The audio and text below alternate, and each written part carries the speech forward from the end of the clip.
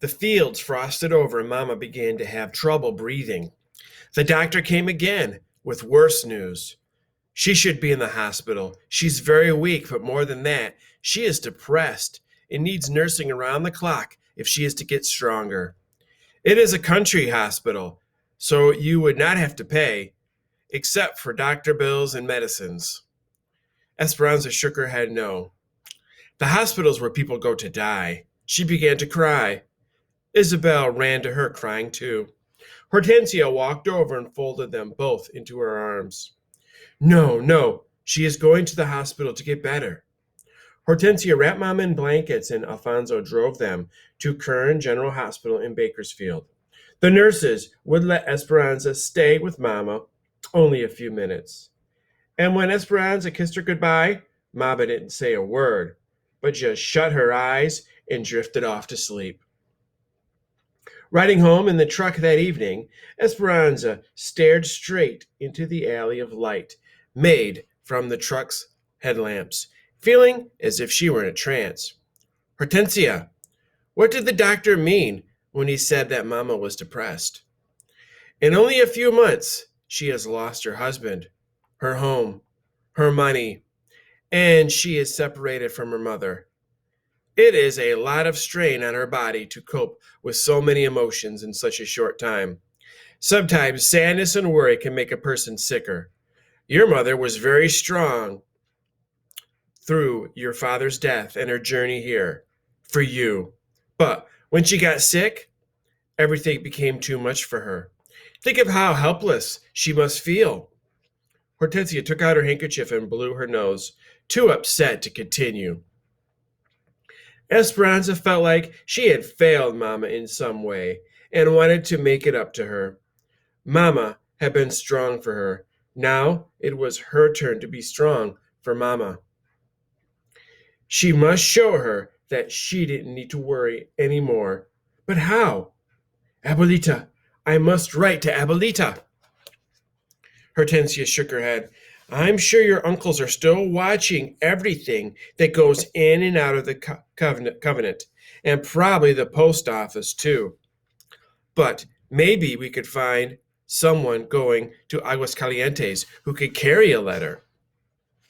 I have to do something, said Esperanza, holding back tears. Hortensia put her arm around Esperanza. Don't worry, she said. The doctors and nurses know what she needs and will take care of one another. Esperanza didn't say what she really thought, that what Mama really needed was Abuelita. Because if sadness was making Mama sicker, then maybe some happiness would make her better. She just had to figure out a way to get her here. When she got back to camp, she went behind the cabin to pray in front of the washtub grotto. Someone had knit a shawl and draped it over Our Lady's shoulders, and the sweetness of the gesture made Esperanza cry. Please, she said through her tears, I promised Abuelita I would take care of Mama. Show me how I can help her. The next day, Esperanza pulled a heavy shawl around her shoulders and waited for Miguel to come home from the fields. She paced in the area where the trucks unloaded and wrapped the wool tighter around her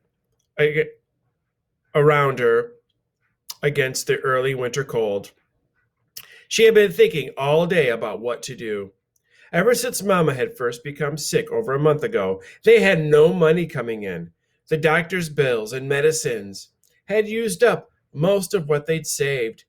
Now there were more bills. Alfonso and Hortensia offered to help, but they had done so much already, and they did not have much to spare. Besides, she could not accept their charity forever.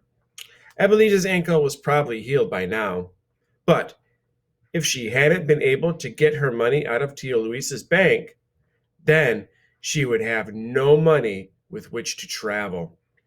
If Esperanza could somehow get money to Abuelita, then maybe she could come sooner. When Miguel jumped off one of the trucks, she called him. What have I done to deserve this honor, mi reina? He said, smiling and walking toward her. Please, Miguel, no teasing. I need help. I need to work so I can bring Abuelita to Mama. He was quiet, and Esperanza could tell he was thinking. But what could you do? And who would take care of the babies? I could work in the fields or in the sheds, and Melina and Irene have already offered to watch Pepe and Lupe. It's only men in the fields right now, and you're not old enough to work in the sheds. I am tall. I'll wear my hair up. They won't know. The problem is that it's the wrong time of year. They aren't packing anything right now, not until asparagus in the spring. My mother and Josefina are going to cut potato eyes for the next 3 weeks. Maybe you can go with them. But it's just 3 weeks, said Esperanza. I need more work than that. Anza, if you're good at cutting potato eyes, they will hire you to tie grapes. If you are good at tying grapes, they will hire you for asparagus. That's how it works. If you're good at one thing, then they hire you for another. She nodded. Can you tell me one more thing, Miguel? Claro, certainly. What are potato eyes? Esperanza huddled with Josefina, Hortensia, and a small group of women waiting for the morning truck to take them to the sheds. A thick, tool ground fog that hugged the earth settled in the valley, surrounding them, as if they stood within a deep gray cloud. There was no wind, only silence and penetrating cold. Esperanza bundled in all the clothing that she had put on: old wool pants, a sweater, a ragged jacket, a wool cap, and thick gloves over thin gloves, all borrowed from friends in the camp. Hortensia had shown her how to heat a brick in the oven and bundle it in newspaper, and she hugged it to her body to keep warm as they rode on the truck. Since the driver could only see a few yards ahead, the truck rumbled slowly on the dirt roads. They passed miles of naked grapevines, stripped of their harvest and bereft of their leaves. Fading into the mist, the brown and twisted trunks looked frigid and lonely. The truck stopped at the packing shed. It was really one long building with different open-air sections. As long as 6 train cars, the railroad tracks ran along one side, and docks for trucks ran along the other. Esperanza had heard Mama and the others talk about the sheds, how they were busy with people, women standing at long tables packing the fruit, trucks coming and going with their loads fresh from the fields, and workers stocking the train cars that would later be hooked to a locomotive to take the fruit all over the United States. But cutting potato eyes was different. Since nothing was being packed, there wasn't the usual activity. Only 20 or so women gathered in the cavernous shed, sitting in a circle on upturned crates, protected from the wind by only a few stacks of empty boxes. The Mexican supervisor took their names. With all the clothing they were wearing, he barely looked at the faces. Josefina had told Esperanza that if she was a good worker, the bosses would not concern themselves with her age. So she knew she would have to work hard. Esperanza copied everything that Hortensia and Josefina did. When the women put the hot bricks between their feet to keep them warm while they worked, so did she. When they took off their outer gloves and worked in thin cotton ones, she did the same. Everyone had a metal bin sitting behind them. The field workers brought cold potatoes and filled up their bins. Hortensia took a potato and then, with a sharp knife, she cut it into chunks around the dimples. She tapped her knife on one of the dimples. That is an eye, she whispered to Esperanza.